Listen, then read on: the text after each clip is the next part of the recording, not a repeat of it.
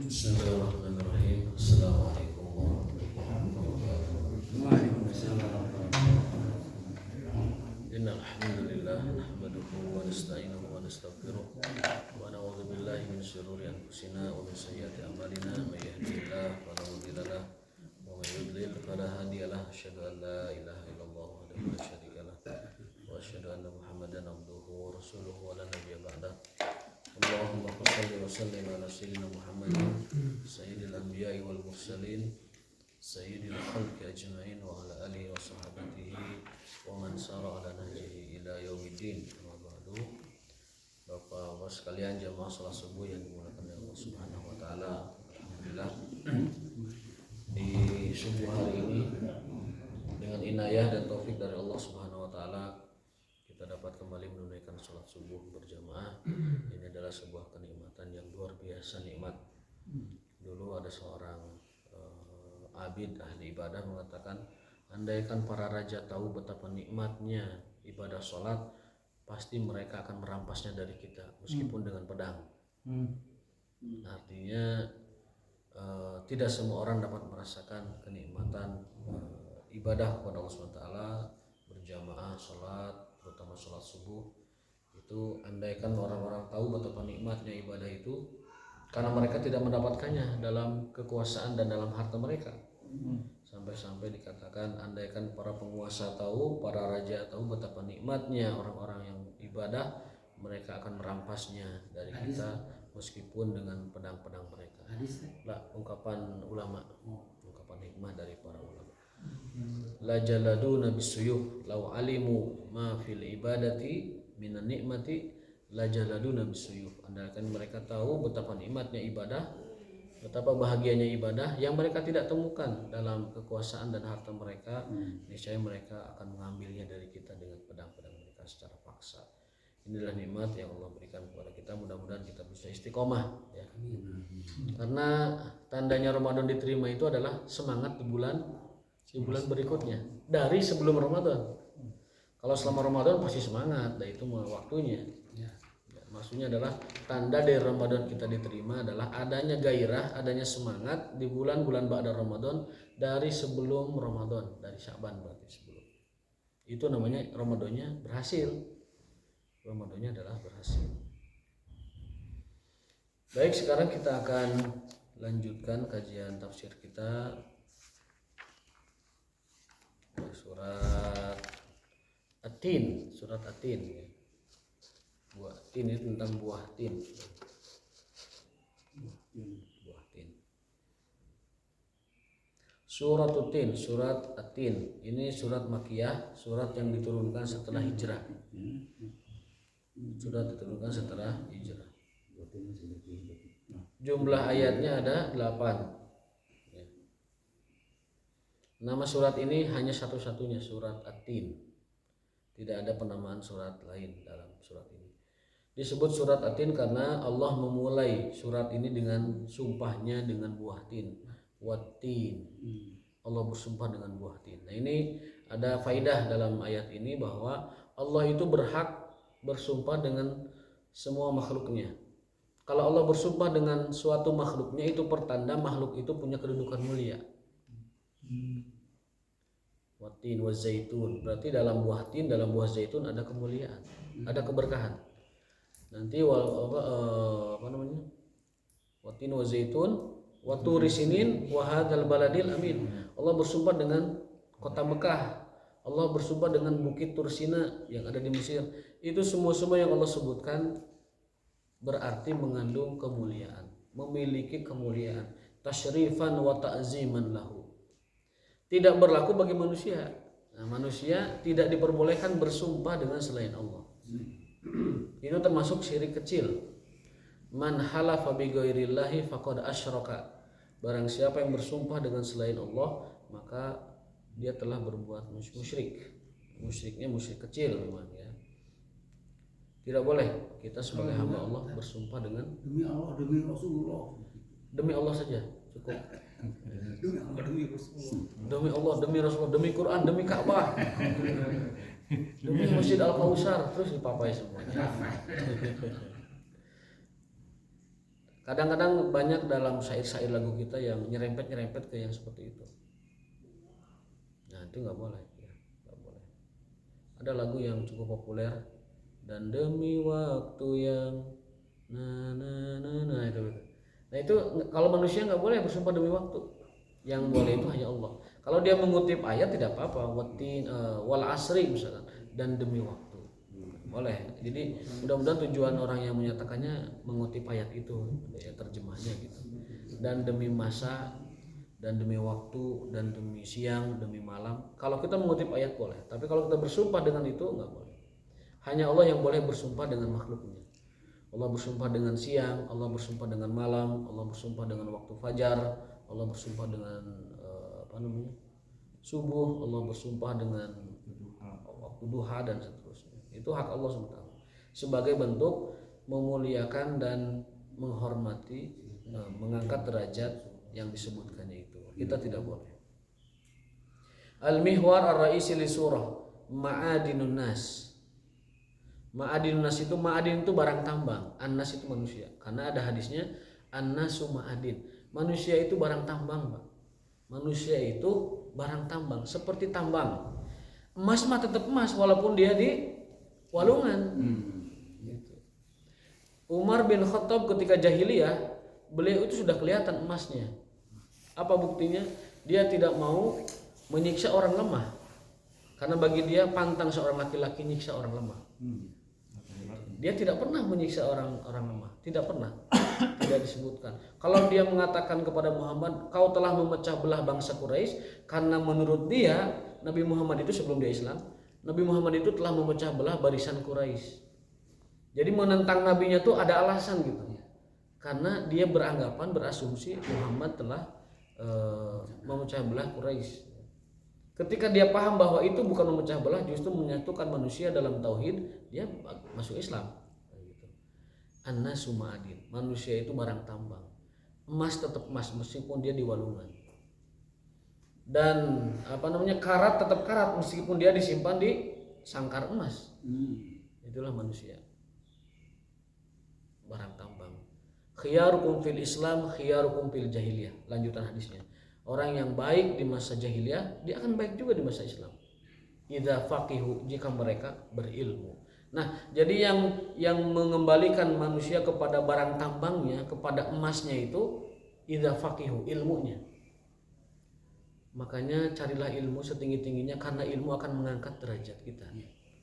Kita ingin derajat kita tinggi di sisi Allah, ilmu kejarnya. Yarfa'illahu alladhina amanu minkum walladhina utul ilma darajat. Yarfa'i itu bentuknya mudhari.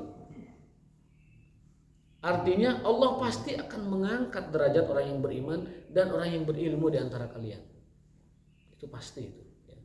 Sunnatullahnya pasti, dan juga kepastian dalam kehidupan kita juga begitu. Orang yang beriman lalu dia berilmu, dia akan Allah angkat derajatnya. Yarfa'illahu walladhina utul ilma darajat. Derajat-derajatnya akan diangkat.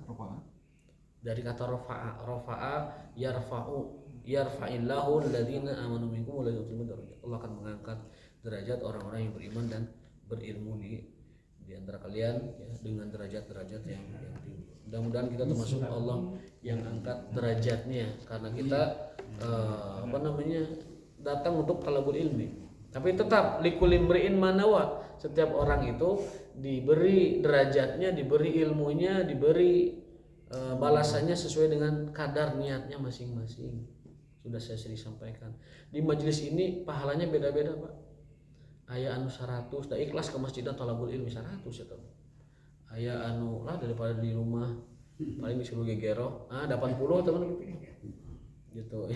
Ada yang maksakan diri karena daripada ya 70 60 mah dapat. Tapi kalau sempurna, saya ke masjid ingin sholat subuh talabul ilmi 100 mudah-mudahan insyaallah. Likulli imri'in manawa itu dalil yang sangat tegas sekali. Setiap orang dapat balasan dari kadar niatnya masing-masing. Ya. Saya dari era kubatur, daripada era kubatur tambah era kubatur ke masjid, ya dapat pahalanya segitu. Sebatas keikhlasan dia, seberapa ikhlasnya dia ke sini.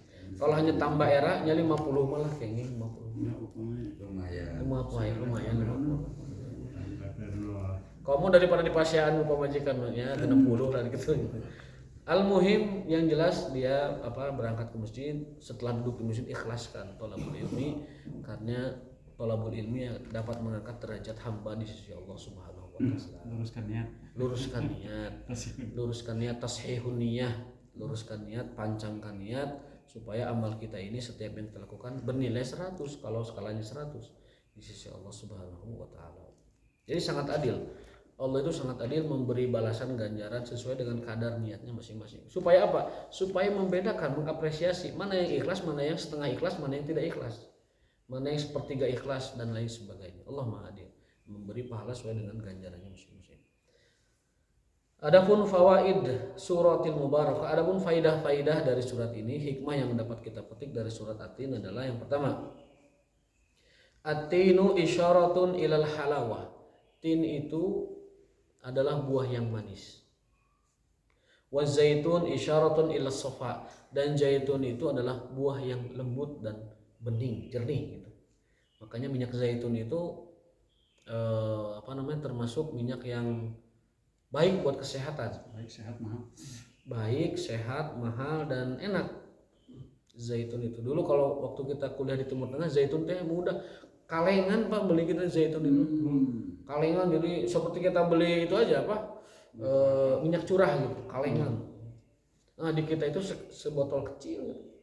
Saya lihat di supermarket itu 60.000, 120.000. Orang kita susah mencari mengkonsumsi minyak zaitun. Adapun kalau ada mahal sekali. Kita dulu di sana kalengan, mau ditohtor gimana nggak Ibu Iker sama, dimakan juga biasa gitu. Wa zaitun isyaratun ila safa. Zaitun itu adalah buah yang sangat safa, bening, jernih, sehat, menyehatkan dan juga baik untuk kesehatan, lembut ya. Makanya rahasia kecantikan wanita-wanita Mediterranean itu zaitun. Ada penelitiannya. Lebanon, Syam, Syria, Palestina, kemudian daerah-daerah itu Turki, termasuk Tunisia dan sebagainya. Itu rahasia kelembutan dan kehalusan kulit wanita-wanita mereka itu adalah karena konsumsi zaitun dan juga olesan zaitun pada kulit-kulit mereka. Tapi ya itu datang ke kitanya mahal. Makanya setiap iklan produk kosmetik pasti ada mengandung olive oil minyak zaitun. Walaupun mungkin satetes jeung sabotol ya. Atau mungkin satetes jeung sapabrik ini asal aya we asal aya supaya diiklankeun teu ngawadul jadi aya we pokona. Asal aya. Seperti madu ya. Madu, kadang madu nama dihitung memang ditulis tidak bohong dia. 5 mg madu teh. Atau sedikit miligram dari satu bungkus. Jadi kalau misalkan satu gelas itu madu 5 mg paling setetes kurang lebih. Yang penting ada. Nah itu az-zaitun isyaratun ila safa. Zaitun itu menunjukkan buah yang bening, jernih, bersih, sehat. Watur isyaratun ila sabat. Dan dan Bukit Tursina itu menunjukkan keteguhan dan ketegaran. Bukit Tursina yang ada di Mesir. Tur itu adalah Bukit Tursina, bukit di mana Nabi Musa alaihissalam bercakap langsung dengan Allah Subhanahu wa taala. Innaka bil wadil muqaddas itu. Nabi Musa dapat bercakap langsung dengan Allah dan itu kekhususan beliau. Menunjukkan apa tadi? Menunjukkan ketegaran, keteguhan dan kekokohan. Itu Bukit Tursina. Bukit suci disebutnya. Innaka bil wadil muqaddas atwa. Kamu berada di bukit suci. Ya, Nabi Musa alaihissalam, fakhla'an alaik, bukalah sandalmu karena kau berada di bukit suci. Lalu Nabi Musa menerima perintah Allah Subhanahu wa taala. Itu di Tursina. Wal baladul amin, Makkah al-Mukarramah isyaratun ilal aman, dan Mekah itu menunjukkan keamanan. Negeri yang paling aman, yang paling sentosa, yang paling dijaga Allah dari dulu sampai sekarang, Makkah al-Mukarramah. Makanya tanah yang tidak pernah diinjak oleh agresor, Mekah. Tidak pernah Mekah itu diduduki oleh siapapun. Bahkan Abraha sendiri ketika menyerbu Ka'bah tidak sempat masuk ke Makkah al-Mukarramah, sudah disikat oleh pasukan Allah yang berupa ababil. Tarmihim bihijaratin min sijil. Sebelumnya wa arsala alaihim tayran ababil.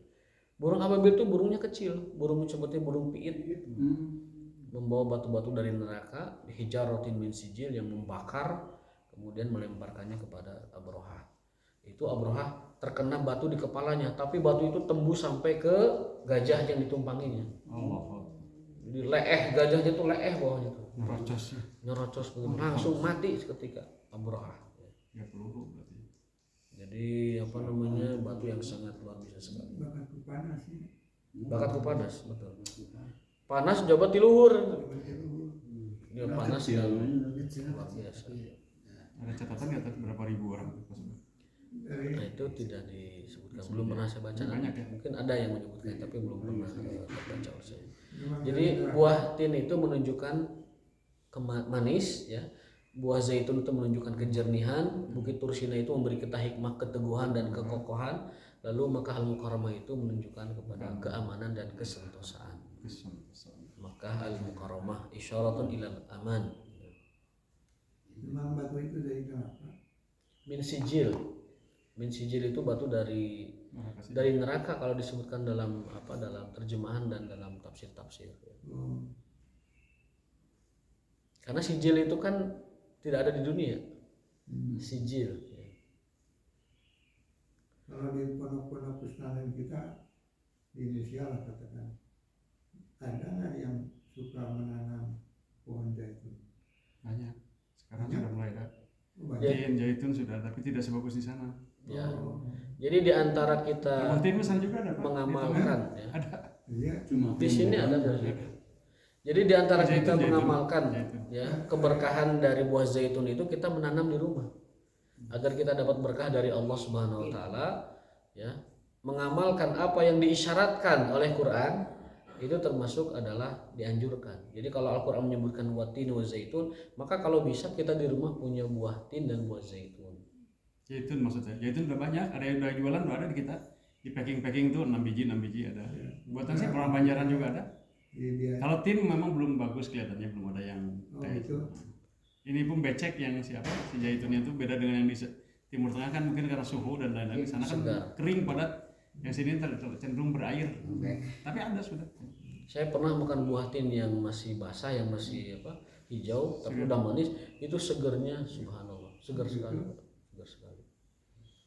Kalau zaitun biasa kita nambul kalau dimakan orang-orang Arab, kan orang Arab itu suka ada haflatul zawajah, pesta pernikahan. Orang Arab itu punya ciri khas, kalau nikah itu segala macam yang dia punya di dunia itu diketerupkan saudara. Semuanya itu ada semua. Jadi seperti itulah puncak kehidupan mereka gitu. Semua itu dikerahkan. Nah itu zaitun itu balatak ngarawuan ya Pak, mangga itu. Bekal ngarawu banyak sekali zaitun. Nah pas ke Indonesia zaitun susah ditemukan. Karena iklimnya pasti mungkin ya, tanahnya tidak cocok ya. Nah jadi diantara keafdolan itu manakala kita bisa menghadirkan zaitun dan tin di rumah kita. Yang paling bagus caranya, paling ekonomis dan efektif ya kita menanamnya, itu lebih bagus, lebih baik. Kalau bisa, kalau tidak ya cukuplah beli ya atau nitip yang berangkat ke teman-teman. Yang kedua, hikmah yang kedua atau faedah yang kedua, ajmalu makhluqatillah al-insan. Dari semua makhluk yang Allah sumpahkan itu, yang paling mulia dari antara mereka semua adalah manusia. Ajmalu makhluqatillah, makhluk yang paling indah, yang paling sempurna, yang paling rapih dan lain sebagainya adalah manusia. Yang ketiga, aslul fitrati al-Islam. Fitrah semua makhluk atau manusia itu adalah Islam. Ada hadisnya, kullu maulidin yuladu ala fitrah. Setiap anak yang terlahir itu dalam keadaan Islam. Jadi kalau ada misalkan orang melahirkan di tengah hutan lalu dia tinggalkan, itu anak itu akan tumbuh dalam Islamnya. Akan menjadi ahli tauhid, akan mengenal Allah, akan bertauhid, berakidah dengan akidah Islam. Ya. Taruhlah begini, misalkan ada pesawat kecelakaan di hutan belantara yang tidak ada siapa-siapa, ada yang selamat misalkan. Ada seorang bayi misalkan, maka bayi itu sesuai dengan fitrahnya dia akan tumbuh dalam akidah Islam. Meskipun diasuhnya oleh Tarsan misalkan, ataupun oleh makhluk-makhluk yang ada di hutan yang lain, dia akan tumbuh dalam fitrahnya. Kullu mauludin yuladu ala fitrah. Siapa yang merusak anak itu? Orang tuanya, lingkungan terdekat. Fa abawahu, orang tuanya lah. Yuhawidani, yang menjadikan dia Yahudi. Yunasiranihi, Nasrani. Yumajjisanihi, Majusi. Baik agamanya maupun akhlaknya. Makanya ada pepatah al-insanu ibnul bi'ah. Manusia itu anak dari lingkungannya. Manusia itu anak dari lingkungannya. Manusia itu produk lingkungan. Manusia itu produk lingkungan. Lingkungan terdekat siapa? Orang tua. Makanya kalau anak itu nakal, jahat dan burau, itu pasti kolotna ibnul bi'ah, dari orang tuanya. Kecuali kalau orang tua sudah maksimal mengajari dia, menuntut dia, namun dia melenceng juga, yaitu mah seperti Nabi Nuh pengecualiannya. Berarti anak tersebut memang Allah tidak kehendaki menjadi baik. Sampai Allah mengatakan kepada Nuh, innahu laisa min ahlik, hai Nuh, Haman itu bukan anakmu. Innahu amalun ghairu sholih, dia bukan anak soleh, tinggalkan saja. Ketika Nabi Nuh di atas perahu diselamatkan Allah dari banjir. Nah itu anaknya itu kan ingin diajak oleh Nabi Nuh, diikutkan, tapi kata Allah Taala, innahu laisa min ahlik, dia bukan bagian keluargamu. Innahu amalun ghairu sholih, dia bukan anak yang soleh, tinggalkan. Nah, itu karena Nabi Nuh sudah mentok mengajari dia. Makanya hidayah itu ada dua, Pak. Hidayah itu ada dua. Ada hidayatul irsyad, ada hidayatul taufik. Hidayatul irsyad itu adalah hidayah orang ke orang, itu namanya hidayah. Ustadz ke jamaahnya, kiai ke santrinya, suami ke istrinya, ulama ke umatnya, nabi ke umatnya, itu hidayatul irsyad. Yang kedua hidayah taufik. Kalau hidayah taufik itu hanya dari Allah Subhanahu wa taala, mutlak gitu. Nabi Muhammad kurang apa hidayah irsyadnya kepada pamannya Abu Thalib. Tapi hidayah taufik tidak dapat, ya tidak bisa. Gitu. Nabi Nuh kurang apa hidayah irsyadnya kepada putranya Haman. Tapi meski begitu, Haman atau Kan'an, Nabi Nuh itu putranya. Kan'an, ya. Kurang apa Nabi Nuh mengajari anaknya? Hidayah irsyadnya sudah 100%. Tetapi Allah tidak menghendaki hidayah taufiknya, tidak bisa. Di kita kan disebut semoga taufik dan hidayah kan? Iya, taufik itu bimbingan, hidayah itu jalan petunjuk. Taufik itu kemudahan kita beramal soleh, itu namanya taufik. Ya. Seperti kita ke masjid, kok bisa terdorong ke masjid, nah itu taufik. Kok bisa kita menunaikan zakat, itu taufik. Kok bisa kita puasa, itu taufik. Makanya kalau bukan karena taufik dari Allah, tidak akan ada orang bisa beramal soleh. Walaula fadlullahi alaikum warahmatuhu ma zaka minkum min ahadin walakinallaha yuzaki man yasha. Kalau bukan karena taufik dari Allah, tidak ada orang bisa beramal soleh. Sering saya ulang-ulang itu. Ya. Zakat bukan karena kaya. Banyak orang kaya nggak zakat. Ya. Haji bukan karena kaya. Banyak orang kaya nggak haji. Bahkan orang Mekah tinggal di Mekah puluhan tahun ada yang belum haji. Karena rumahnya saya sewa waktu itu. Gitu. Mahasiswa menyewa rumah-rumah orang Mekah nama piknik gitu. Musim haji kan riweuh crowded. Mending ke Indonesia we geus kosong kok ditutup. Puncak. Ngagoler we gitu tadi Labuan Bajo tuh di Bali itu. Rumah nama dikontrak ku jemaah haji. Rumahnya dikontrak ku jemaah haji. Karena kita dulu mahasiswa sering mengontrak rumah orang-orang yang dari sana itu. Makanya banyak yang cerita orang sana itu, orang Mekah, ahlu Mekah itu tidak semuanya terdorong taufik untuk berhaji. Ada yang memilih mendingan daripada crowded Mekah rame-rame begitu sebulan lamanya, mending keluar negeri. 97 juta kan? Ya? Saya ditawarin 90 juta 5 kamar, jaraknya 17 kilo di Arab. Ada yang harian 100 real, ada yang mingguan sekian. Selama ini 1000 real. Musim haji lebih mahal dan setahun musim haji terutama. Allah. Nah, jadi kadang bukan kesehatan, bukan dekatnya tempat, bukan harta yang ada untuk ibadah itu. Buktinya tadi. Bukan juga ilmu, ada juga yang pandai. Bukan juga ilmu, ada yang pandai tapi tidak mengamalkan ilmunya. Bukan juga waktu, Pak. Mohon maaf.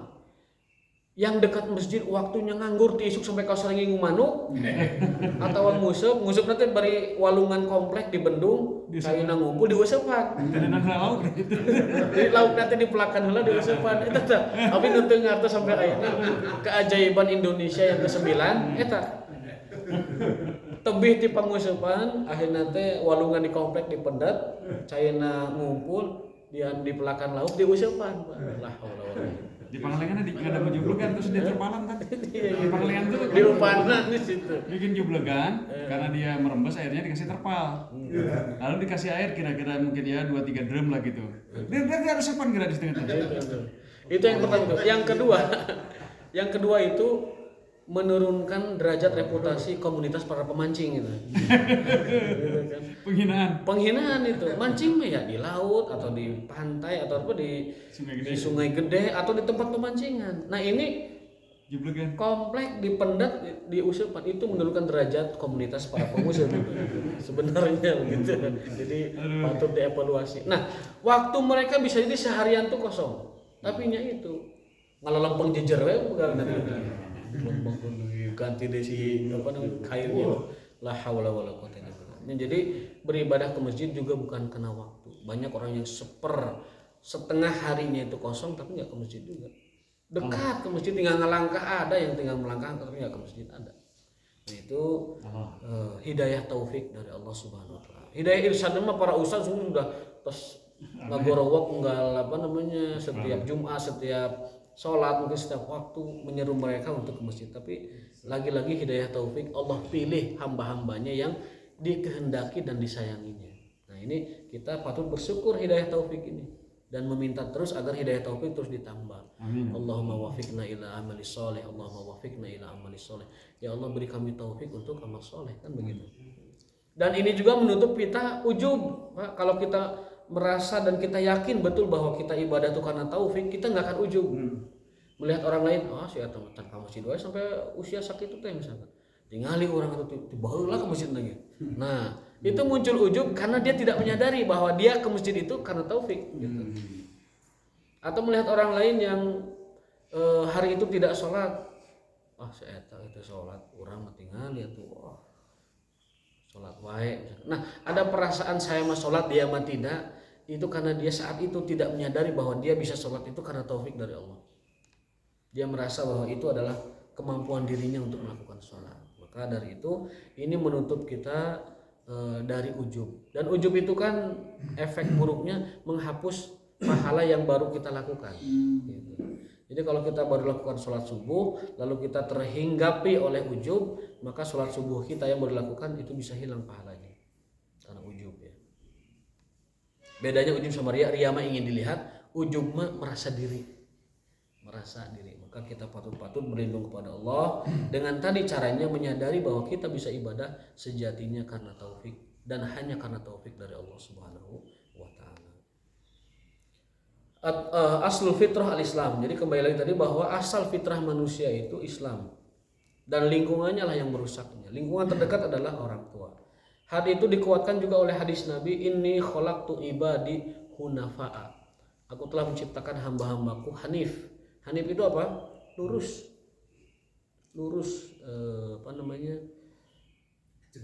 bersih gitu. Fajtalat humus syaitan, lalu syaitan menggelincirkannya. Jadi Allah menciptakan kita semua asalnya itu hanif, hunafa ya. Lalu setelah itu hanif, ada hanafiyah dari kata itu.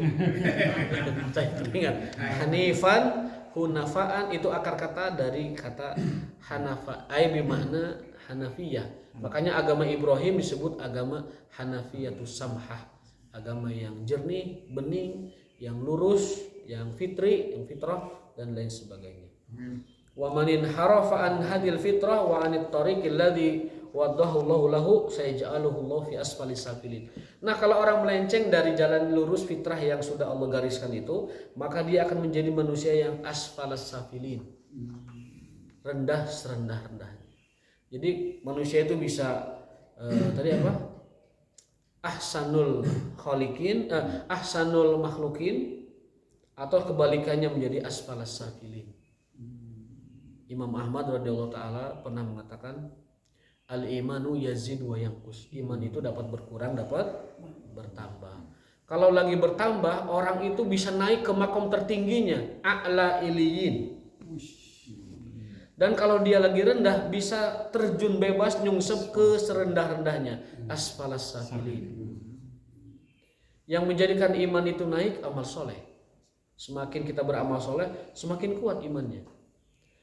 Wa yanqusu bil maksiyah, dan turun dengan kemaksiatan. Semakin kita menambah maksiat, semakin turun imannya. Jadi untuk menjaga keimanan banyak amal soleh. Jadi keimanannya terdorong naik dia. Al imanu yazidu wa yanqus. Iman itu bertambah dan berkurang. Bertambah dengan ketaatan, berkurang dengan kemaksiatan. Dengan kita menjaga sholat berjamaah, iman kita naik terus, Pak. Naik terus. Maksakeun ke masjid, atau maksakeun mah rada susah, Pak. Jihadna kita mah ayeuna ngalawan tunduh, Pak. Baheula mah jihadna ngalawan ku para Abu Jahal. Aya teh aya Abu Jahal ngalawan tunduh jihad itu. Ngalawan tiris, ngalawan hoream, ngalawan kumaha ieu muka jandela, muka pantau teh ka masjid. Tos ka masjid ningali keluar hujan tuh tingali hujan bener lah. Geus tadi mah we lah gitu. Tah jihad kita mah ngalawan eta. Mau berangkat payung teu aya, terus lah di rumah we. Nah itu jihad kita itu melawan hal-hal semacam itu. Duduk sabar majelis ilmu seperti ini juga jihad. Ilmu itu duduk sabarnya adalah jihad. Dulu waktu kita ngaji Kitabus Sari, Irsyadus Sari disebutkan thalabul ilmi itu duduknya itu jihad. Ya. Sabarnya itu adalah pahala tanpa batas. Makanya dalam majelis ilmu kesabaran itu adalah jihad kita. Mudah-mudahan Allah mencatat jihad kita semua. Amin ya rabbal alamin. Jihad bagi yang menyampaikannya duduk, dan jihad bagi yang mendengarkannya. Mudah-mudahan jadi pahala si Allah Subhanahu wa taala. Nah, jadi kita bisa mencapai makom a'la iliyin atau kebalikannya menjadi asfalas safilin. Mencapai a'la iliyin kalau iman kita naik terus, dan menjadi asfalas safilin kalau kita melenceng dari fitrah kita, dari tauhid kita, dari agama kita. Hatta tusbihul bahaim arfa wa aqwa min. Bahkan kalau kita lagi rendah, itu bisa lebih rendah dari binatang ternak sekalipun. Balhum adon ulaika kal an'ami balhum adon. Mereka bagaikan binatang ternak, bahkan lebih hina dari itu. Bahkan lebih hina dari itu. Makanya saya percaya tidak percaya memang ya, katanya para wali-wali Allah itu dapat melihat orang-orang yang mohon maaf ya, misalkan dia tidak melaksanakan syariat-syariat Allah itu dalam rupa wujud-wujud binatang. Dari ulaika kal an'ami balhum adall. Jadi ayo beungeutna siga sapi, mau kelakuan juga kieu. Ini beungeutna seperti ini, seperti binatang ternak. Ayo juga hayam, juga munding, juga embe, juga sapi. Itu karena menafsirkan ayat ini ulaika kal an'ami balhum. Mereka itu lebih sesat, lebih hina dari binatang ternak. Kapan? Saat melenceng dari fitrah tauhidnya, fitrah imannya, fitrah Islamnya, fitrah amal solehnya. Nauzubillah min dzalik. Hikmah yang keempat, ahkamul hakimin. Itu adalah sifat dan nama Allah Subhanahu wa taala. Fala budda an yathiqul abdu bi rabbih wa bi tadbirihi wa yusari'u fi ta'ati awamirihi wa ijtinabi nawahihi fa kullu syar'ihi hikmah. Nah ini ungkapan terakhir yang kita dalami. Setiap syariat Allah itu hikmah. Baik sudah kita ketahui atau belum kita ketahui, itu hikmah. Makanya Ibnu Qayyim mengatakan syariat Islam itu asy-syari'atul islamiyah adlun kulluha wa rahmatun kulluha wa hikmatun kulluha. Faman jaa bi ghairi dzalika falaysat minasy-syari'ah walau duriba bi ayyi darbin min at-ta'wil. Ini ungkapan yang indah sekali dari Ibnu Qayyim dalam kitab I'lamul Muwaqqi'in. Syariat itu rahmat semuanya. Syariat itu hikmah semuanya. Syariat itu adil semuanya. Kalau ada yang mengatasnamakan syariat tetapi tidak membawa nilai keadilan, membawa nilai rahmat, membawa nilai bijaksana, maka itu pasti bukan dari syariat. Meskipun dia datangkan berbagai macam pertimbangan dan dalil. Ya. Jadi syariat itu hikmah seluruhnya. Syariat itu adil seluruhnya. Syariat itu rahmat semuanya. Kalau ada orang menyebut syariah dan keluar dari 3 ini, maka pasti itu bukan dari syariah. Meskipun dia membawa beragam tafsir, beragam dalil, atau beragam pertimbangan. Pokoknya melanggar 3 ini bukan dari syariat, jelas itu. Fakullu syar'ihi hikmatun. Setiap syariat Allah itu hikmah. Ya. Makanya kita pelajari dalam fikih sunnah itu mukadimahnya menyebutkan agama Islam itu setiap syariat yang Allah turunkan pasti mengandung 3 unsur. Agama Islam, syariat yang Allah turunkan senantiasa mengandung 3 unsur, tidak lepas apapun syariatnya. 1, tauhidnya, 2, ibadahnya, 3, akhlaknya. Tauhid, ibadah, akhlak itu tujuan syariat apapun syariatnya. Syariat puasa, tauhidnya ada. Kita beriman kepada Allah, menjaga makan minum hanya karena Allah, tidak karena yang lain. Yang kedua, syariatnya apa? Ibadahnya ada. Dari pagi subuh sampai maghrib kita nahan makan minum.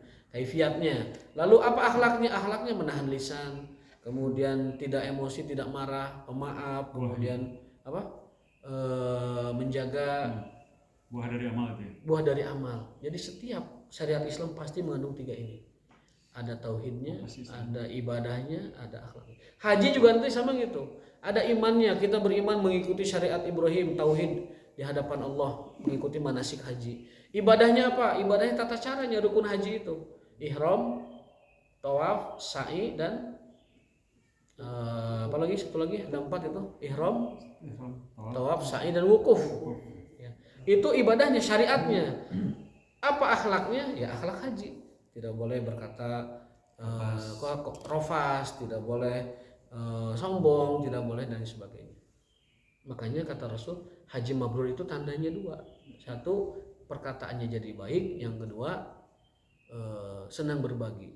Kan Rasul mengatakan, hajjul mabrur laisa lahu jaza illal jannah. Al hajjul mabrur laisa lahu jaza illa jannah. Haji mabrur tidak ada balasannya kecuali surga. Sahabat penasaran, mal hajjul mabrur ya Rasulullah. Haji mabrur itu apa ya Rasul? Rasul tidak menjawab haji mabrur itu dengan hal-hal yang bersifat materi. Rasul tidak menjawab haji mabrur itu dengan hal-hal yang bersifat keduniaan. Rasul menjawab haji mabrur itu tandanya adalah thayyibul kalam, ucapannya semakin baik, wa it'amu ta'am, dan semakin gemar berbagi. Itu ciri haji mabrur. Kalau nanti dari mabrurnya itu memberi keberkahan kepada usahanya, itu bagian dari efek keberkahan haji mabrur. Taruhlah sawahnya tambah lega, misalkan tokonya tambah banyak, kemudian rezekinya tambah melimpah, itu efek keberkahan dari haji mabrur. Tapi tanda mabrurnya bukan di situ. Tanda mabrurnya tadi, ucapannya semakin baik dan semakin banyak berbagi dengan orang lain. Itu akhlak haji itu, ya, akhlak haji. Jadi tauhidnya kita ngikuti tauhid Ibrahim dalam ibadah haji, syariatnya bagaimana, kemudian manasiknya itu bagian dari syariat ibadahnya, lalu akhlaknya yang tadi. Dalam segala sesuatu lihat itu. Segala apapun dalam Islam lihat 3 itu, Pak. Ini unsur tauhidnya apa? Ini ibadahnya apa? Ini akhlaknya apa? Supaya kita dapat merasakan setiap ibadah itu ada hikmahnya. Ke masjid apa nilai tauhidnya? Ya kita mengagungkan Allah dan mengikuti perintah Rasulullah. Yang kedua, apa ibadah syariatnya? Ya sholat, tilawah, kemudian apalagi itikaf. Akhlaknya apa? Akhlaknya silaturahim, menghargai sesama jamaah, kemudian memecahkan masalah-masalah yang ada di masyarakat. Selalu Pak, syariat itu ada 3 itu, 3 unsur itu, dan sekaligus tujuannya. Wal akhir, masih ada waktu. Sekali selang pertanyaan dulu enggak sebelum. Sekarang nanti ada pengumuman dulu saya berlupa. Bapak, kita ingin masjid ini makin lama makin makmur, makin jauh. Saya kalau ada yang bisa bekerja sama pemuda, bapak-bapak yang ke masjidnya sudah rada-rada rempoh, dijemput pakai mobil, saya sediain mobilnya. Tapi saya nggak punya tenaga nyupirnya, barangkali ada pemuda, Denny atau siapalah yang siap berjuang gitunya. Karena ada bapak-bapak tuh yang pakai itenya, kayak gitu. Setengah jam sebelum adzan, silakan dijemput, saya sediain mobilnya. Kalau ada yang di Jogokarian begitu, Jogokarian tuh dijemput begitu. Pak, ini kan penjaringan tadi malam bicara. Nah, misalkan ada bapak-bapak yang sudah mulai sakit-sakit ya gitu dan mereka pingin tapi kan susah kan apalagi. Nah kita sediain mobilnya, tolong nanti siapa ada yang mau berjihad tenaganya kita kerjasama. mudah-mudahan ya jadi apa nambah makmur dan keberkahan. Soalnya Itu teman siap antum? Pami abi ke beca biasanya gitu. Mobil kecil. Karena beca Pakai mobil kecil jangan pakai elf. Pakai mobil Grand Max. Terus batas apa? Hah? Lebih nggak? Pakai koper main lah. Oh, Koper main lah.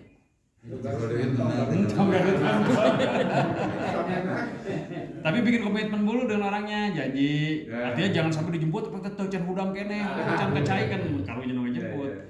Kita nanti sediain nomor telepon berhubungan, pokoknya ketentuannya setengah jam sebelum adzan dia sudah sampai, dia yang nunggu bukan kita yang nunggu. Sampai kita jemput ke sini. setidaknya pertama-tama kan sholat yang prioritas ya subuh misalkan. Terus yang kedua kalau saya baca kenapa Jawa Keren itu luar biasa, kali-kali kita ini mengajak orang dakwah modern dicetak undangan Pak katanya. Di Jawa Keren sampai dicetak undangan kayak undangan pernikahan. Jadi undangan tapi disebutnya tidak untuk sholat, misalkan undangan sarapan bersama. Tapi disitunya pada subuh. Jadi ajak sholat subuh dulu. Talim seperti ini itu langsung sediain bubur, rewangan gitu. Kami sarapan mah tekera diundangin darah air. Insyaallah. Dan yang belum saya punya juga mohon bantuan tuh ini kita basic database. Dr. Is dulu pernah ngasih itu Dr. Is. Jadi di RT sini berapa orang, di RT Aki berapa orang muslim. Selingkaran inilah, selingkaran berapa orang muslim. Itu di Jogja kan dipetakan. Berapa orang dari satu kampung itu berapa orang muslim, yang non muslimnya, yang sudah ke masjid, yang tidak ke masjid, bahkan yang sudah haji, yang belum haji, yang sudah taklim, yang belum taklim. Jadi benar-benar dipetakan itu. Jadi butuh tim kita untuk kerjakan. Bagaimana ini dengan hadis siapa Umi Maktum apa? Iya. Merangkak. Ketika pergi ke masjid itu Kayak tali. ada tali gitu. Iya. Jadi mengeluh kepada Rasul kan? Iya. Bagaimana saya ini gitu ya nggak saya perlu ke masjid gitu. Sampai turun wahyu, Gitu. akhirnya kudu ke masjid. Tapi barang dia Pergi. dipanggil pikir kan? Iya. Itu Sami adanya kan. kedengaran nggak? Iya betul. Nah, jadi maksudnya kalau kedengaran dia ke masjid lah gitu ya.